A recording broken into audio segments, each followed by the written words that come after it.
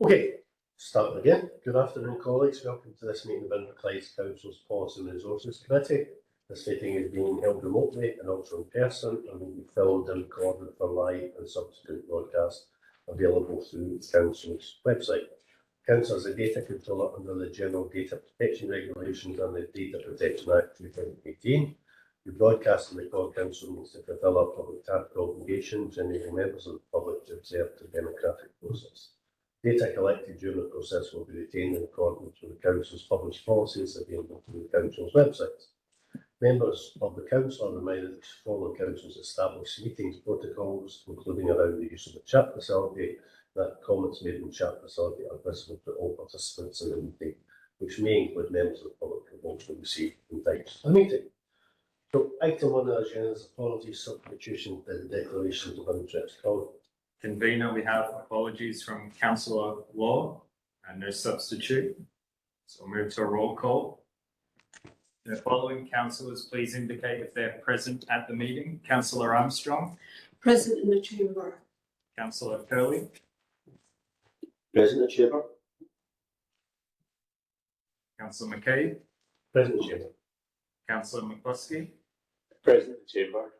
Councillor McCormick. Present in the chamber. Councillor Maguire. Present. Councillor McVeigh. In chamber. Councillor Moran. In the chamber. Councillor Robertson. Present in the chamber. Councillor Wilson. Present. Are there any declarations of interest? No. Okay.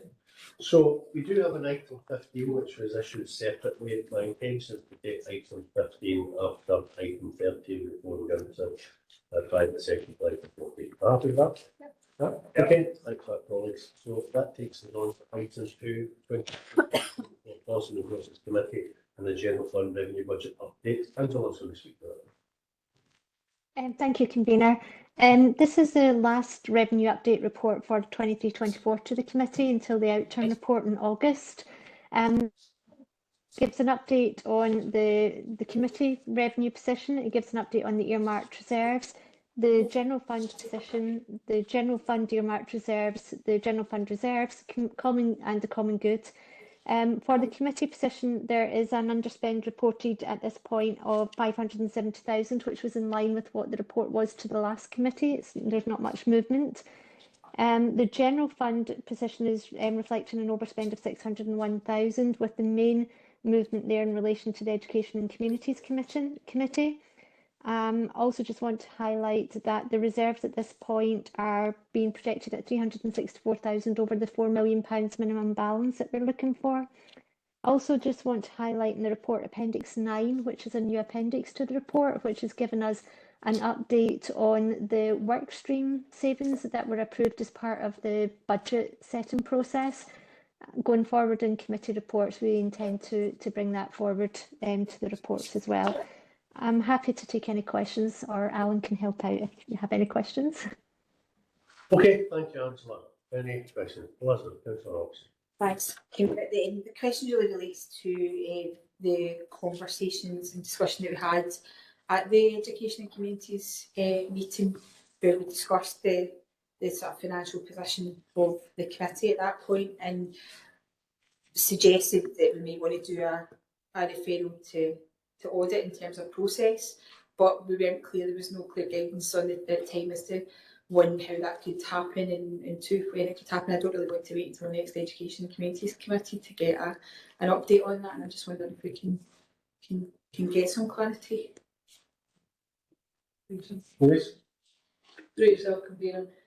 So it depends what it is actually about. We're obviously, it's a good time of the year in relation to we're just about to have our audit plan moving forward for the forthcoming year, what internal audit are we doing in relation to that forthcoming year, and that is signed off by audit committee. Audit committee can obviously put things on audit that they want, but committees can't make a request to.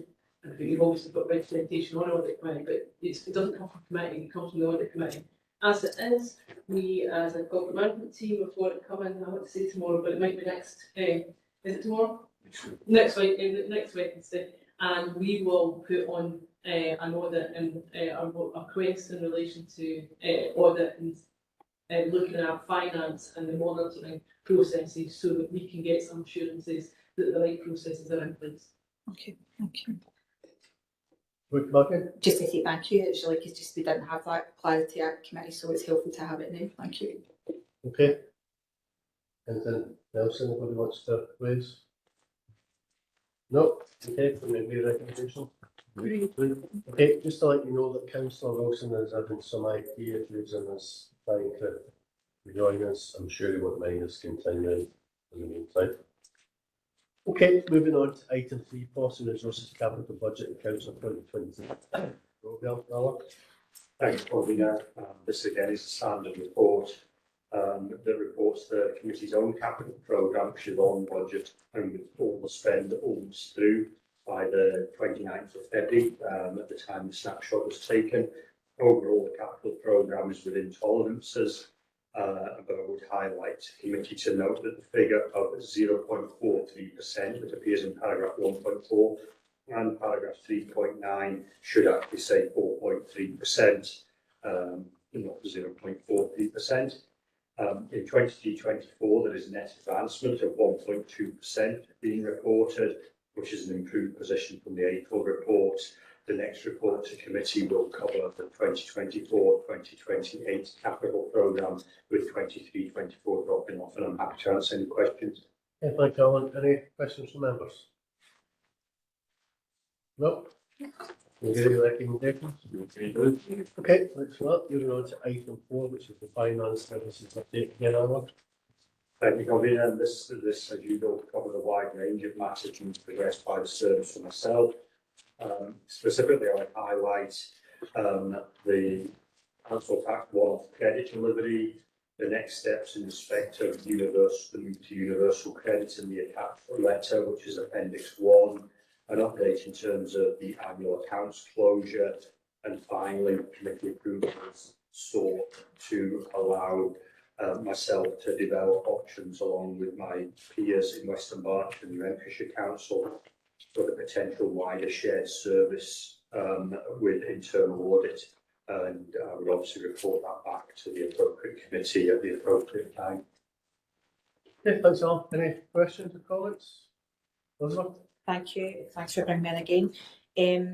3.8 welfare reforms, it's always really useful, and thank you for the report because it gives us a range of things that are happening and that are changes that we're going through.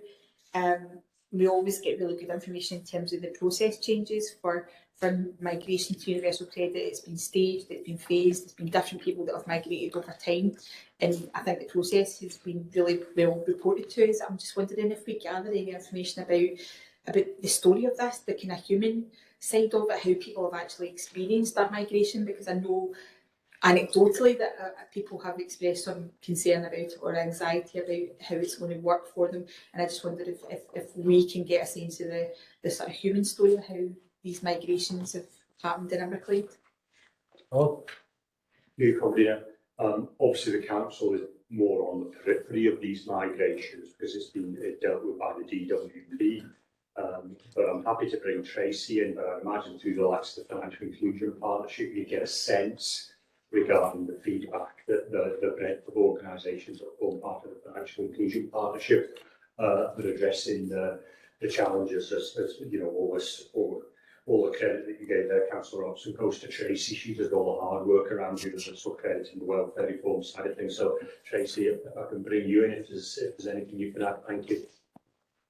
Thanks, Alan, and through you, Convener. Yes, I was going to refer to the Financial Inclusion Partnership meetings as well. That's those partners who would experience the feedback from their service users directly. There is another meeting of the Financial Inclusion Partnership scheduled really quite soon, and so I will take a note from that meeting, and I will raise a question and ask about the experiences, and I'll provide an update in the next report if that's suitable. I mean, just following on from that, Tracy, in terms of this next phase and the rollout, are we confident that our partners in the DWP will be able to manage this rollout effectively without there being a detrimental impact on clients? The approach that's been taken so far by DWP is very much a test and learn process, and that continues. There are assurances from DWP that additional measures are now being introduced to support those individuals who are recognised as being further away from the labour market and not being used to dealing directly with the DWP. And so those extra steps have been put in place to catch things like if people don't respond to letters, there are steps put in place to send text messages and eventually make home visits. Okay, thank you for that. Thanks. Okay, welcome, Councillor Wilson. Sorry you were having some technical problems. Okay, Councillor Cully. Thanks, Stephen. My question is in relation to the 3.8 as well, and obviously we're going to have a rollout of more people being captured by universal credit. I'm just wondering if I've got any idea about what impact this will have on our own members of staff, because my understanding is that we still pay a lot of staff 4-weekly payments, including ourselves, obviously, and effectively once a year we have a situation where we get a double payment per month. Universal credit is worked out based on your payments, your income per month. So there's an opportunity to say, and I don't know how often this is actually impacting people, but it's an opportunity that actually you lose payments because effectively you've got two times 12. 2 times 13 a month as opposed to 1 times 12. So I'm just wondering, has there been any sort of studies done on that to see if that's impacting our employees? Was that because we pay 4-weekly rather than monthly? You're asking that question. Yes. Thank you. I know a good number of years ago that we worked on between the HR department and Tracy's team regarding the impact, and I think it involved the welfare rights team as well. And at that point in time, the general view was there were winners and losers, whichever way you did it, and it was agreed to leave it the way that it was. I know it predates Mona. Tracy, I think you were probably involved in another life in the examples of the impact there. I don't think there's anything you want to add. Nothing to what you've already spoken about. In terms of the backdated pay settlement, I certainly provided HR colleagues with up-to-date information around how people are required, or in fact are not required now to reclaim universal credit, that it's an automatic reinstatement of entitlement to universal credit after the 1 month that you've referred to of no entitlement to universal credit. So when the next payroll feed goes through to the DWP, entitlement to universal credit is reinstated. So that's reassuring. Yeah, I suppose we want to have clarity on whether or not we're in that 1 month, that 4-week period, does effectively means you've actually lost payments, and does the subsequent payments for the rest of the year balance that out, and you actually get more per there. I suppose so that the first thing is over the course of a year is there no change. But I suppose if you're actually looking at it and you've got a budget, you're trying to budget, if you effectively lose your universal credit in one month, that can cause you a significant problem and put you into debt. You might not be able to actually deal with that sort of thing. So I would just be interested to see if we can get maybe just review that, just to see how if it is impacting our staff and if there's anything we can do as an organisation to help that. But before I bring the Chief Executive in, I mean, I would be pretty confident that if there were significant issues causing members of staff through us paying 4-weekly and impacting the universal benefit of the trade unions, would raise that matter with us. But I'll bring the Chief Executive on. I was just going to say that very thing. So there is specific times when it's been an issue that the unions have raised, but it's not about there have been 13 payments in a year. It's usually about the backdated pay, and when we're backdating the pay award. and how that impacts on people when we've done it, or we've had a backdate and when we've had a job evaluation, for instance, in relation to home care. And so what's happened is that the welfare team and Tracy's team have worked with the services who have done it at periodical times over the last 8 years that I've been here, and it swings and roundabouts is really what the feedback we get from the union, and we would get really good, strong representation if they felt that it impacted on people really adverse. Right. Okay. Any other questions on this? No, okay, can I agree on recommendations? Okay, item 5, corporate policy performance update, April to June 2024. Donna? Thank you for being here, good afternoon. This report firstly covers national report to the population. And you'll see information there relating to the 22 population estimates for the decrease in Everglades population estimated, most attributable to negative natural change, that's more deaths than births, and also some positive migration is reported. From paragraph 2.9 onwards, you see national analysis of the reasons for disparities in figures, some of the driving factors there. We have followed up with NRS to ask them more specific in relation to Everglades, and we're waiting a response on that. You'll see paragraph 3.13 to 14 and 15, some information about ongoing action in relation to population and plans to bring out a report after the recess. Secondly, there's information in relation to best value. As you're aware, it's been approach to best value completed in 2023, and this involves phased reports.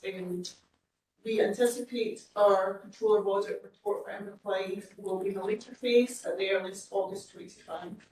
And once we have the full cycle of reports for this year from other local authorities, we'll bring some messages back to we also had a self-assessment exercise, focusing on best value, with a wide range of landowner in the council, and the CNT are just finalising that action. And the final point is in relation to the Scottish Confidence Scheme and confirmation that our membership is continued to continue to place. Thank you, Mona. Any questions or comments? Go ahead, Elizabeth. I know. Elizabeth. I'm so desperate to hear what they say in terms of the ask that we've had about the impact of the special conditions. So keen to see what could possibly be said in terms of that for us. And the question I really want to ask, I'm not going to ask because it's an operational question. What did we actually ask them? So as an operational question, so I want to ask that. But are we hoping that what they tell us in a response is just going to, is it just going to be informative? Is it just going to tell us? Or are we hoping that we're going to be able to take action based on what because I think if they inform us, then we're a bit more clued up. But I think if we're hoping to take some action on the back of it, then that might actually change something.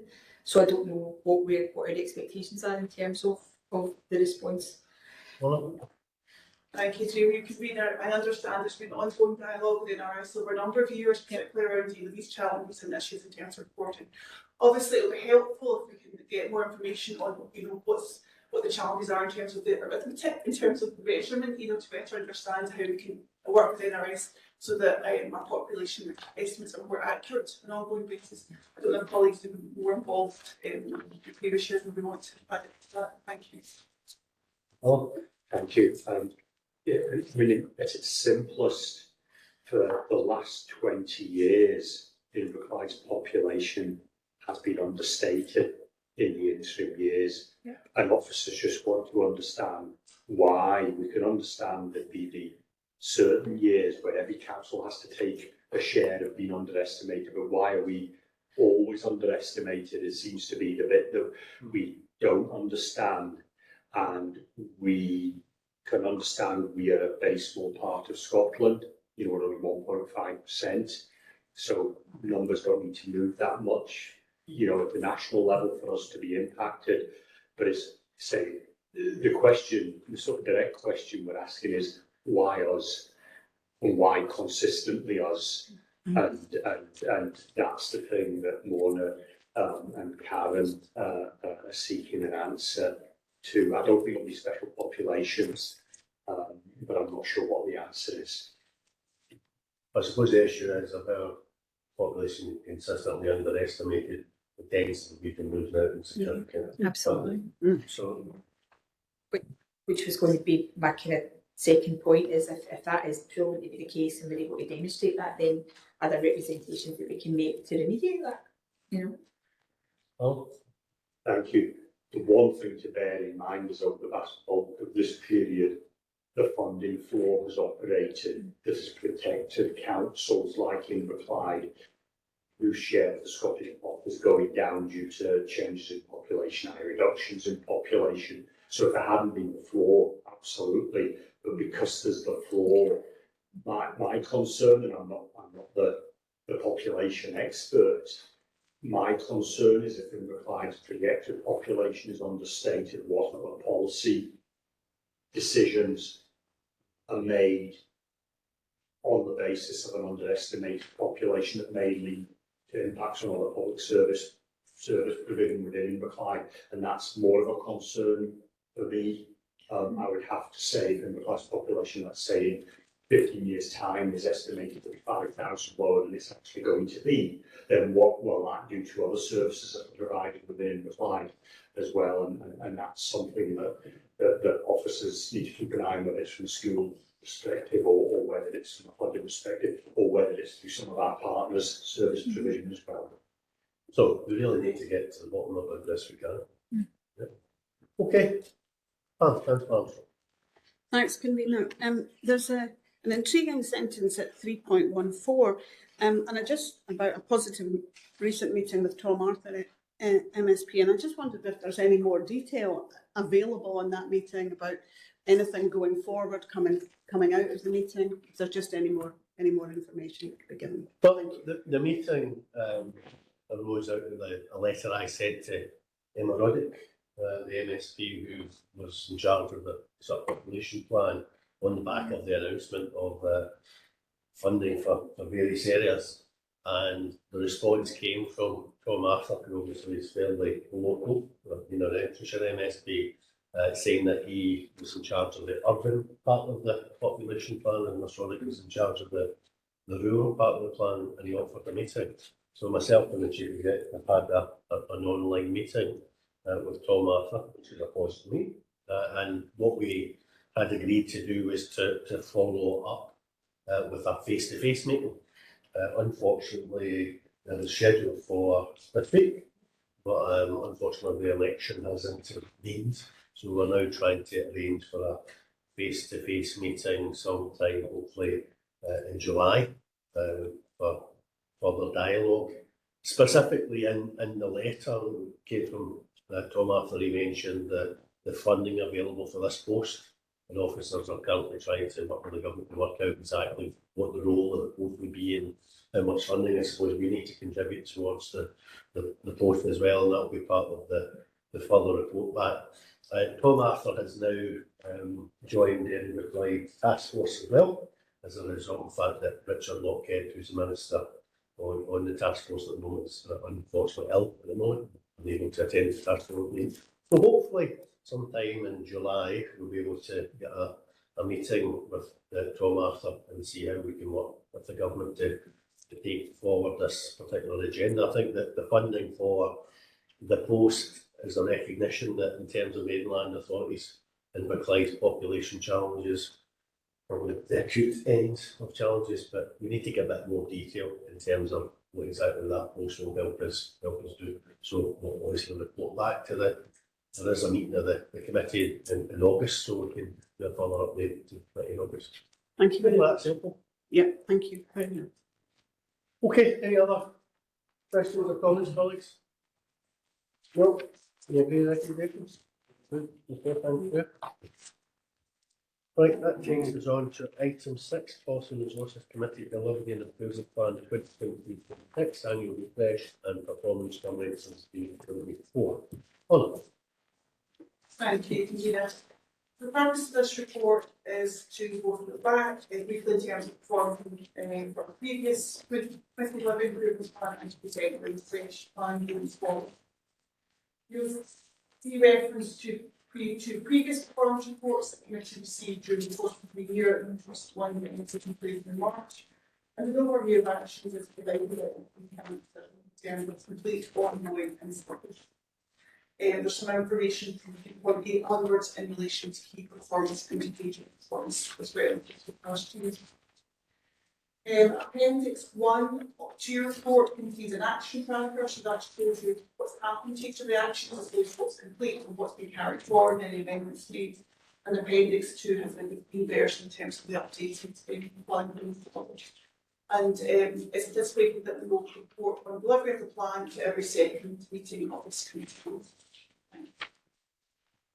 Thanks, Mona. Any questions or comments, colleagues?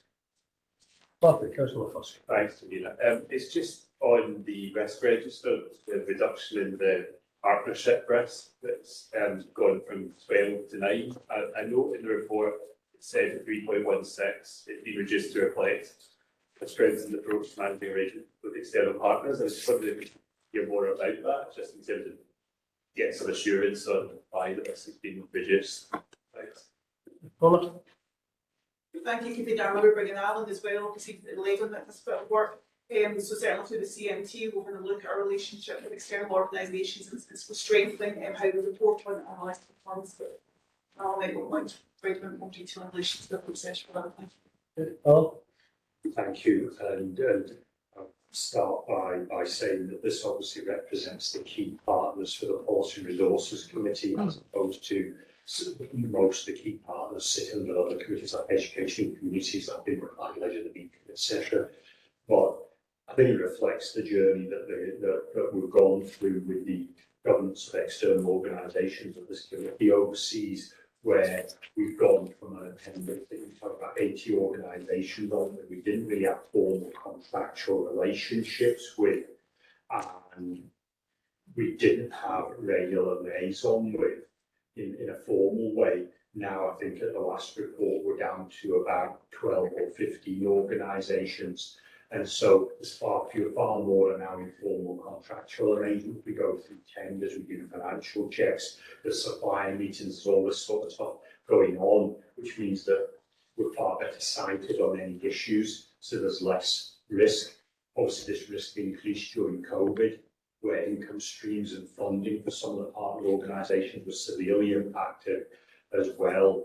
And obviously we're coming out of that now, and we have a good handle on the financial position of our main partners as well. So I think proportionately for this committee, partnership risk isn't a big risk. It doesn't mean as a council as a whole, it isn't maybe a higher risk in Moots committee or in for the HSCP, who have a lot of these sort of arrangements, but for this committee we don't have much in the way of partners. Okay, help with that. Yeah, thank you. Okay. Any other questions or comments, Colin? No? Okay, can we agree recommendations? Okay. Right, that takes us on to item 7, local government benchmarking framework 2022-23. Again, Mon. Thank you, Convener. So the purpose of this report is to provide the committee details of the LGBA performance for 22-23, and the key messages from the national report are also provided for you. Should note that later this month, I'd like to mention my briefing is scheduled to get the opportunity to get into a bit more detail around some of the measures and the performance and what's driving that. Paragraph 3.7 gives the overview of national issues, national context that has an impact on performance. And they then move on to look at apply council performance in particular. You'll see Appendix 1, that's presented by the team, along with benchmarking data for family groups and the Scottish strategies. And Appendix 2 gives you performance data by quartile grouping. The report then moves on to some analysis of different measures setting, different quartiles. And I suppose worthwhile highlighting that the number of the national pressures obviously are relevant to the council's performance context, and in relation to some of the measures in particular that relate to service costs, these should also be understood in the context of policy decisions around the quality of service provision. Thank you, Convener. Okay, thank you, Mama. Any questions or comments, colleagues? Well, I do think we are now starting to see the financial pressure really sort of bite in the quality of service provision has been recognised, and unfortunately, as we continue to face challenges, I think we're only to see further challenges in terms of trying to deliver quality services. Okay, can I agree with recommendations? Okay, that takes us on to item 8. We have one a wee break. Non-domestic rates, mandatory and discretionary relief policy. Colour. Thank you, Convener. There are a large number of non-domestic rates reliefs with most determined by the Scottish Government being administered by the Council, but there are a smaller number determined by the Council, where the Council determines the policies in these papers. This is from page 160 onwards. This document pulls together both the nationally determined reliefs for non-domestic rates and the locally determined reliefs for non-domestic rates into a single document and seeking Commissioner approval for this. The largest locally determined relief relates to empty property relief, which the Committee will remember it approved the policy on in the early spring. Attached to the papers is an appendix 2 which shows the main changes in the non-domestic rates arena since the last update in 2018.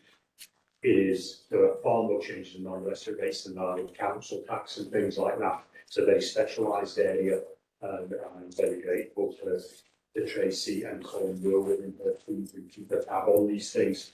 An appendix D to the report that is hopefully a helpful document. This was prepared by Scottish Government officials for a group that Tom Arthur was chairing, which I sit on, which hopefully gives a Tracy of the main release from a business perspective as well, to help the business perspective. Either myself or Tracy are happy to answer any questions on the document. Thanks, Alan. Any questions or comments, colleagues?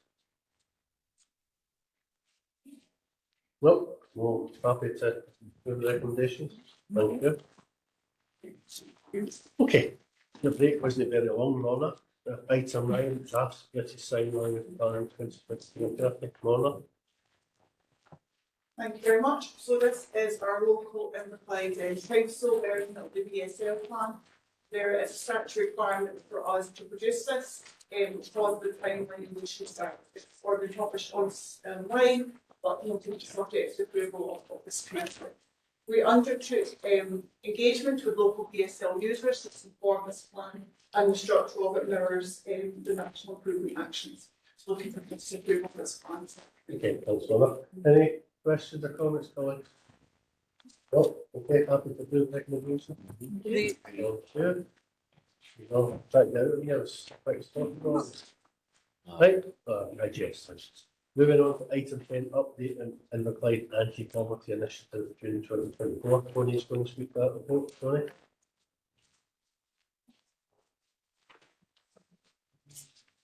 You're on mute, Tony. No, my screen is not, isn't it? Check the volume on your laptop, Tony.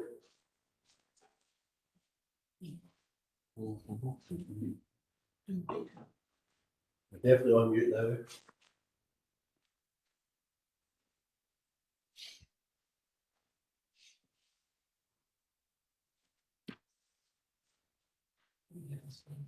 You mean Yeah. Yeah. Sorry about that. Back onto WebEx. It's just okay. So this report provides a committee with an update on the progress of initiatives and spend in relation to the Council's anti-poverty funding.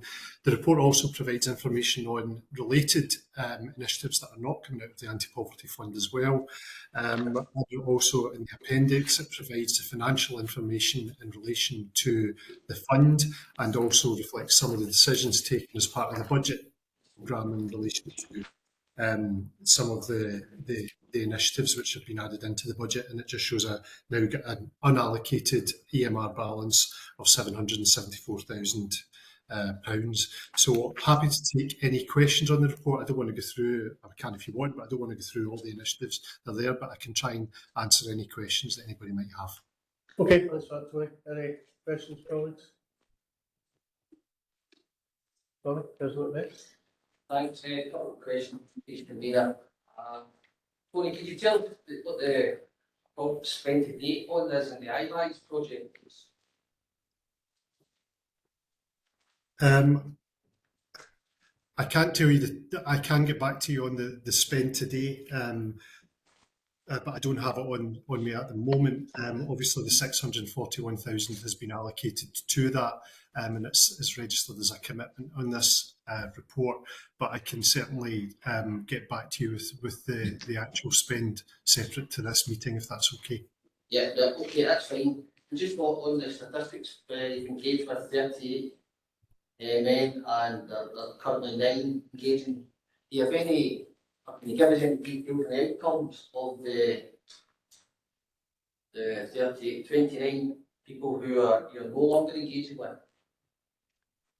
Well, as part of the kind of the report that comes at the next round of this, we should have a better evaluation of what individuals are doing. Obviously, we didn't want to disclose with fear of disclosure any of the clients that we're working with, but we a lot of people are maybe just disengaged. They've done some part of it, they've got some benefit from it, and then they've withdrawn from the project, or involuntary, sometimes withdrawn from the project as well because of their circumstances. A lot of the men involved in this project can sometimes lead quite chaotic lifestyles, so it's quite difficult to keep a track on all of the men there. But we have seen some really positive outcomes as a result of the work that we've done with them. It's not yet really translated into the numbers that we want in terms of employment, but there's certainly been a very positive impact on made some kind of life changes for some of the individuals there.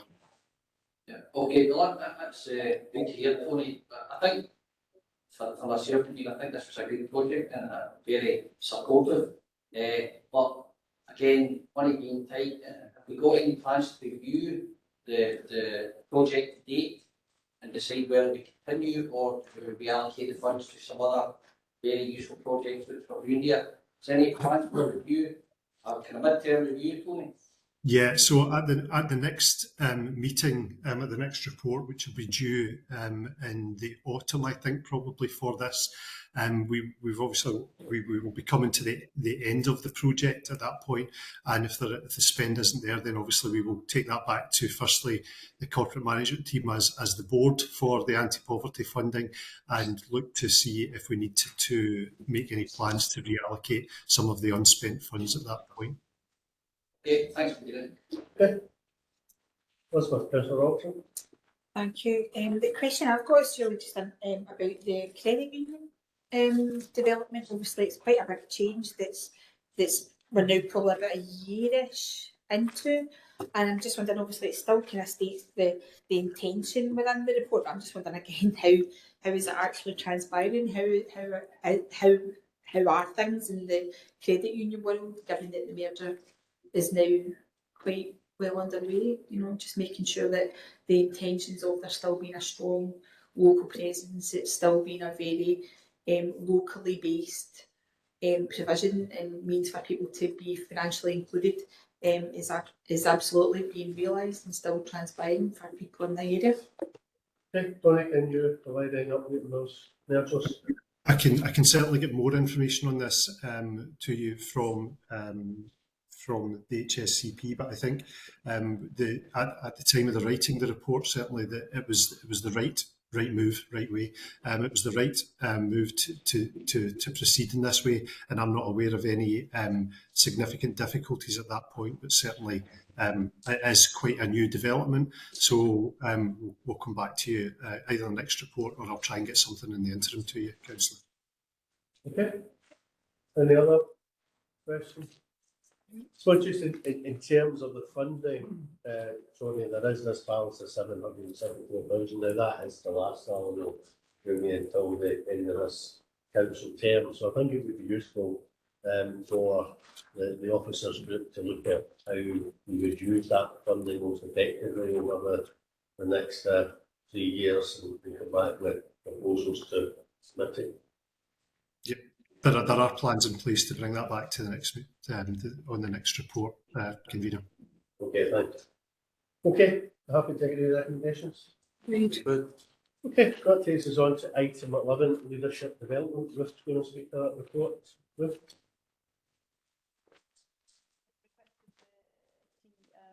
get recruitment, retention, and further information Struggling on. to hear you a wee bit, Ruth. Say again. We were struggling to hear you a wee bit there. Or You need to be closer. is that any better? Things a wee bit better, yeah. Try that. Okay. So this was at the request of the P&R committee to look at leadership development as part of a previous paper on recruitment and retention. Section 3 looks at the development of leadership in teachers and for schools, particularly with head teachers.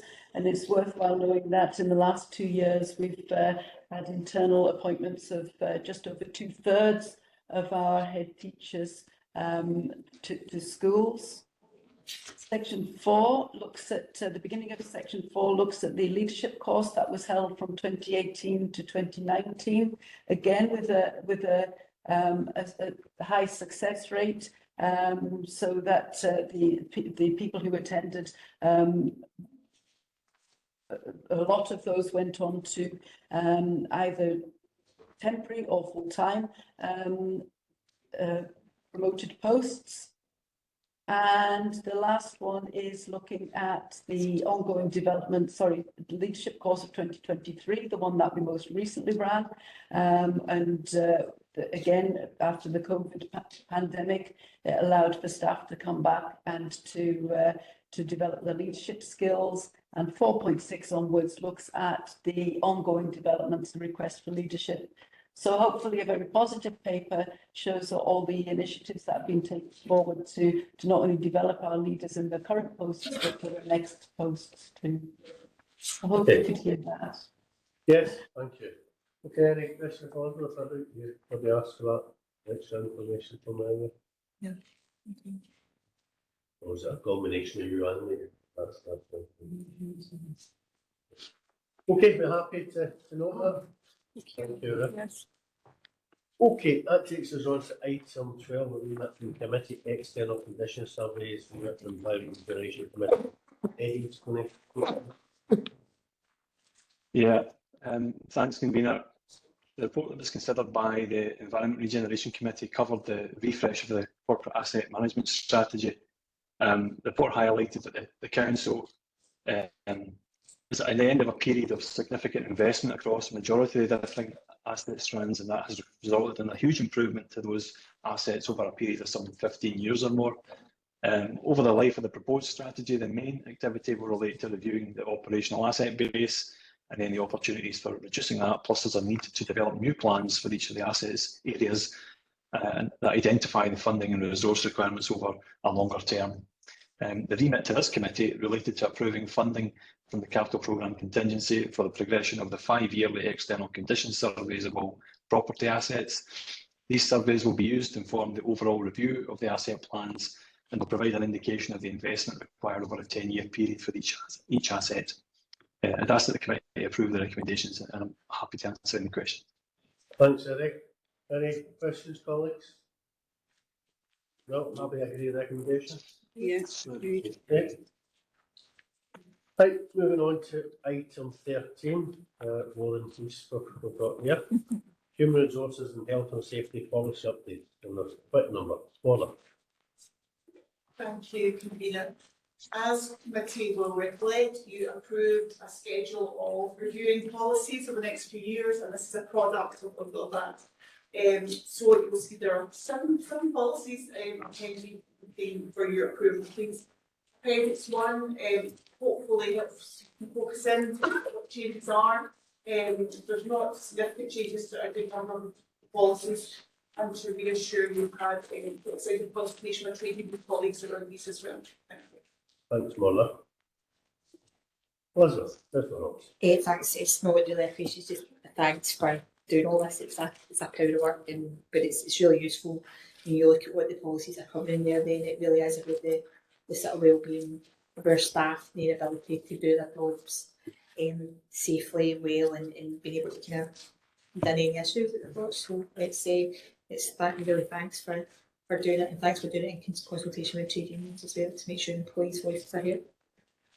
Yeah, I mean, it is important we keep these policies up to date and obviously adhere to the policy review schedule. So I expect we will be seeing more policies at the subsequent meeting, and the other committee will be seeing policies as well. So it could be a busy time policy-wise over the coming 12 months. Happy to approve all of those policies? Yeah. Okay, that's all right.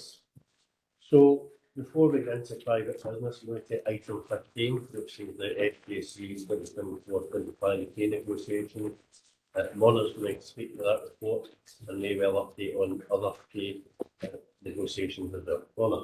Thank you, Convener. So first, this report is to update committee in terms of national negotiations relating to the 24-25 pay award for the HSE employees. An 18-month stage offer was made by COSL on 23rd of May, and details of that broken down in the report.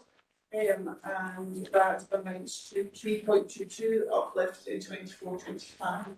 Should highlight this is higher than the 3%, which is approved in the council's approved 24-25 revenue budget. Two of our trade unions have publicly rejected the offer and are currently balloting for industrial action. A third trade union is consulting its members over whether to accept or reject the offer. The Scottish Government published its public pay sector policy last week with a 3% pay metric indicating that. And my understanding is also that the HGC offers is higher than that, so there's no current amendment or change to the HGC offer on the table. Okay. Maybe I'll give a wee sort of further update. So in terms of commodity, two of the trade unions have rejected without putting the offer to a ballot. The biggest trade union, Unison, are putting the offer to a ballot. Their members with a recommendation from the committee to reject. So there's probably an expectation they will reject. Whether or not the ballots for the action are successful, we need to know. But there will be a significant impact in terms of the different areas that have been targeted. So we need to go into that. There are other bargaining groups, and a meeting of COSL leaders on Friday. I suppose a similar funding package was approved for an offer to be made to the other bargaining groups, the craft unions, the chief officers and the teaching unions, and I'm anticipating that formal offers will be made over the next couple of weeks probably to those groups. COSL leaders will meet again at the end of this month to, I suppose, reflect on where we are with the responses from the respective trade unions. I'm obviously attending COSL leaders on behalf of this council. COSL leaders are responsible for, I suppose, setting the financial parameter within which offers are made. I do also sit in some of the groups where we have this direct discussions with the trade union. So any guidance that you wish to give me for these discussions over the coming weeks and like the months, I'm more than happy to listen to or answer any question any member may have. Remember? Yes, that's great. No, happy to know the update. Yep. Okay, right, so that takes us to the end.